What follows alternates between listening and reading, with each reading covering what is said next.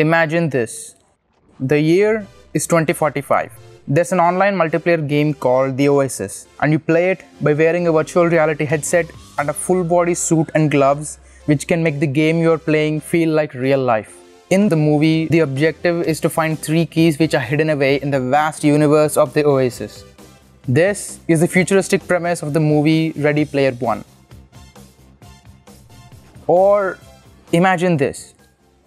The year is 2022. There's a thing called the nerve gear.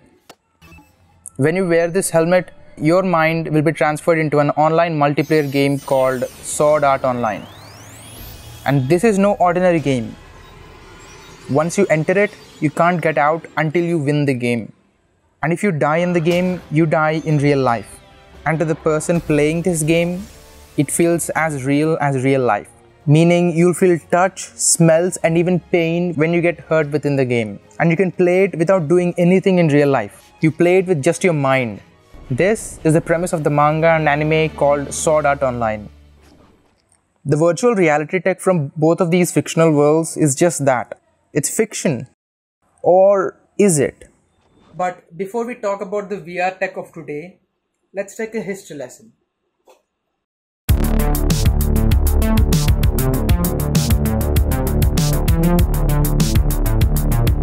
Humans are complicated.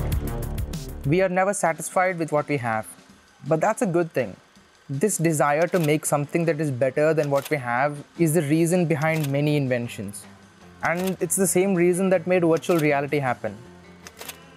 And if you want to invent something new, first you need to imagine it. In the early 1930s, movies and cinema are just getting popular. And virtual reality as a concept was imagined around the same time, in 1935 to be exact. A short story was written by Stanley Weinbaum. It's called Pygmalion Spectacles. The story is, a man meets a professor who invented a pair of goggles that can show whoever is wearing them a completely immersive interactive movie. To them, it's no different from real life. But these glasses and this story is just fiction. But this imaginary device would soon become real. In 1957, Morton Heilig invents the Sensorama. It's actually very similar to an arcade machine. This machine has fans to create vibrations, such as the vibrations you feel when you are sitting in a car. And it even has a device to emit smells. Morton had many plans for this machine. He wanted to make an entire theater of these, but that never happened.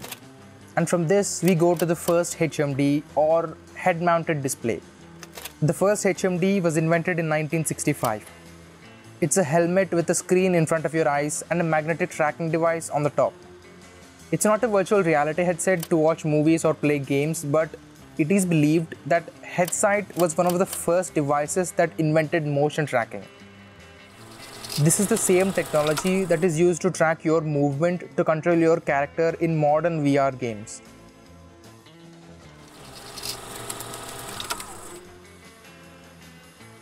But 1 year later, in 1966, Ivan Sutherland from Harvard invented the first AR device. If you don't know, AR or augmented reality is kind of like virtual reality, but here you can see whatever is displayed on the screen, but also the world around you. Imagine wearing your normal glasses, but those glasses act as displays that show information like weather and time. Exactly like Google Glass or Microsoft HoloLens. What Ivan Sutherland made in 1966 is basically the same thing. It has lenses made of glass and graphics would be projected onto the glass. But really, modern virtual reality only started in the 1990s. Many companies made many kinds of headsets and they all thought it would be the next big thing. One of these was the Virtual Boy from Nintendo. Yeah, this was bad. It could only show one color. Red. That's it. It's not even actual virtual reality. It's just a stereoscopic 3D headset. Just like 3D movies or 3D TVs. And the headset is not even portable. You can't wear it on your head. Many people complained that their neck would hurt after playing for a while. And the thing is, Nintendo didn't give enough money or time to make a proper VR headset. But even if they did, the technology back then just wasn't good enough. So you can imagine what happened. It was a failure and it was very quickly discontinued. and for the next decade, VR seemed like it was dead. 2012, the year we thought the world would end, and VR is revived from the dead when Palmer Luckey started a Kickstarter campaign for his company Oculus. Luckey made his own VR headset because he was frustrated that there weren't any other VR headsets on the market. But 3 years later, Facebook bought this company for $3 billion. And with the Oculus Rift, his company single-handedly revived virtual reality, and because of that, hundreds of companies are working on the technology today. So let's get to the question you want the answer to.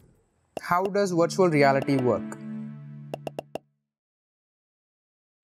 So today, virtual reality exists in two forms. One where the headset doesn't have a built-in screen and you have to put your phone into the headset, like this one. And the second is the traditional form of VR where everything is connected from the headset to an external computer. And the headset also has a built-in display. There's also another kind of VR which is similar to this, but this kind of headset can function all on its own and it has a built-in processor and everything. The two most popular headsets in the category of the traditional VR are made by Oculus and HTC, and you might have also heard about Sony's PlayStation VR. Virtual reality works by showing your eyes two images, one for each of your eyes. The two images are the same image, but one of them is shown from a slightly different angle, and this is done to show depth. This is exactly how your eyes normally see distance and depth in the real world. Showing you two versions of the same image means the computer has to process it twice. And this is why you often need a powerful computer to play VR games. And most VR headsets have at least a 90 Hz refresh rate. That means 90 images are shown every second. If the game runs any slower, you might start to feel sick because of the irregular motion of the game. And with the headset, you also get controllers. These controllers have sensors in them to track your hand motion. And you can also get motion tracking cameras. These cameras can track your walking motion or your head movement and will make your character in the game do the same. So you can turn your head to look around in the game, and the same for walking around. And that is basically the modern virtual reality experience. But it doesn't stop there. That was just the basics of VR. Future of Ready Player One and Sword Art Online might not be too far from today, as most of the tech from those is already available today or is under development. In Ready Player One, you might have seen a full body suit that will let you feel senses from within the game physically in real life. There is a company in real life called TeslaSuit. This company makes full body suits that have electric shocking pads all over the suit. These pads are used to send small electric shocks to your muscles to make you feel the sense of touch from within the game in real life. In other words, it gives force feedback to your muscles by using electroshocks. If you touch something within the game, or if you get shot by a bullet in the game, you'll feel that sensation in real life. This suit also has sensors to sense your emotional state and your heartbeat. Crazy, right? But there's more. Apparently, there are a few versions of the suit in prototype phase that can even make you feel temperature. And if you want to make your VR experience more realistic, you might be interested in these two. The Virtuix Omni is kind of like a treadmill, but there is no track in it. You'll be fixed in a single position with straps, so you can walk around in one spot. Your leg movement is tracked into the game you're playing. But this is just motion tracking, and you're just walking on a smooth surface. Infinideck takes this to the next level. They are trying to build a treadmill that can move in 360 degrees. On a normal treadmill, you will be walking only in one direction, right? On an Infinideck treadmill, you can walk in any direction you want, and the treadmill detects which direction you're trying to walk in and will move accordingly. And you will also have to wear foot trackers on your legs to track your leg movement into the game. And that's not all. There are many other companies working on devices that can make you feel heat, smell, and even taste. All these products are really cool to think about, but you can't buy most of these products because they're still in development. But let's say you don't want to wait. You want a VR headset now. How much will it cost you to get one? The Google Cardboard design is an open design to make mobile VR headsets. This thing cost me around 400 rupees and I bought it a few years ago. This is the cheapest form of VR that you can get right now. All you need is some cardboard or maybe something like this from Amazon and a phone big enough to fit in it. But if you want a better VR experience, you can buy a Google Daydream headset or a Samsung Gear VR. Daydream though I think is dead at this point, like many other Google services.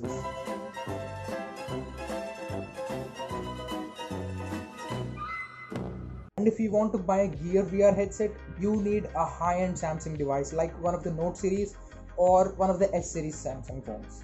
And this will cost you around 10,000 rupees. Not cheap. And if you want a standalone VR experience, the Oculus Go or the Oculus Quest are your best bets. Both of these are VR headsets with the hardware of a phone. The Oculus Go will cost you $200 and the Oculus Quest will cost you $400. And if you want a full PC VR experience, the Oculus Rift S is the cheapest PC VR headset, and that will still cost you $400. And HTC also makes a confusing set of headsets ranging from $500 to $1,500. Yeah, good luck trying to understand what's the difference between all their products. So VR isn't cheap. If you just want to try it out, you can pick up one of these and try it with your phone. And maybe someday, VR will be cheap enough and accessible enough for it to be as popular as PlayStation or Xbox. Until then, we can watch movies and shows which will let us see what the future might look like. That's it for this video, and until next time, thanks for watching.